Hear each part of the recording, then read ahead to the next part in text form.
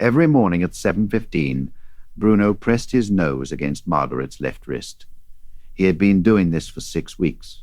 Margaret, 71 years old and living with her daughter's family while she recovered from hip replacement surgery, had decided it was affection. Bruno was a large dog, 115 pounds of Bernese Mountain Dog, who had been raised by her daughter Jenny since puppyhood, and large dogs, in Margaret's experience, were generous with their warmth. She scratched his ears and let him sniff her wrist and went back to her morning coffee. Jenny noticed it differently.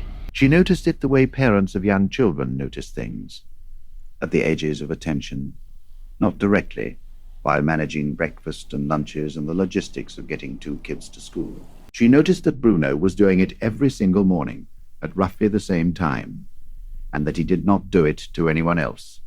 Not to the kids, not to her, not to her husband, Greg. Only to Margaret. Only on the left wrist. Only at 7:15. If this sounds like a simple pattern, you're missing the question underneath it. Keep reading. Jenny brought it up to her mother gently. Margaret, who had been a school principal for 30 years and did not respond well to being fussed over, said it was the dog being the dog. Jenny called Margaret's endocrinologist. Dr. Hernandez had managed Margaret's type 2 diabetes for 11 years. He listened to the description of Bruno's behavior without interrupting. Then he asked a question Jenny had not expected. He said, "What time does Margaret take her morning medication?" Jenny said, 7. She takes it with a glass of juice before breakfast. Dr.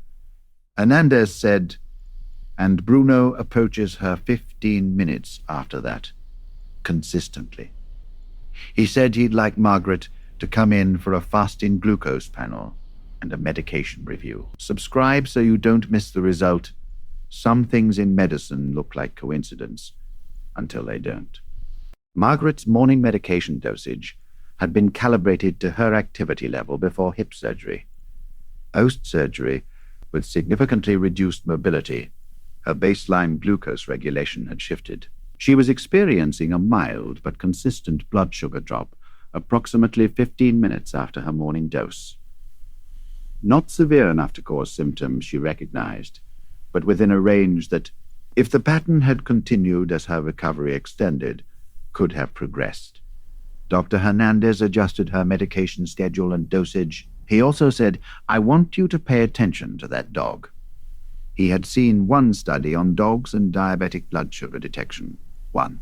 In 23 years of practice, he told Jenny that the research on canine glucose detection through breath and skin chemistry was still limited, but directionally credible. A dog with Bruno's proximity to Margaret, sleeping in the same house, consistent daily contact, could plausibly have been detecting her post-dose glucose change through scent long before any human in the household noticed a pattern.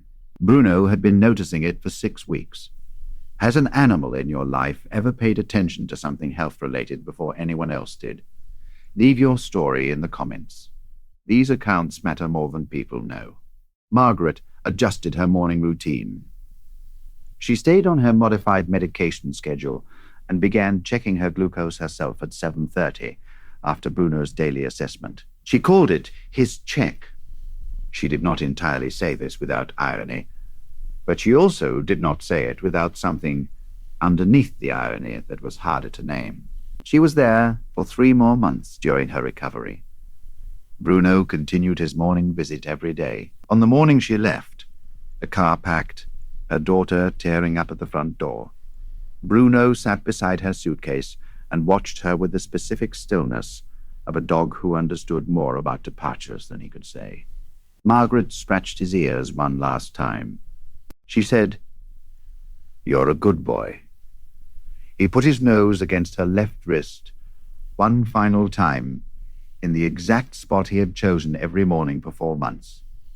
She stood very still and let him. Subscribe. Some loyalties don't ask for anything in return.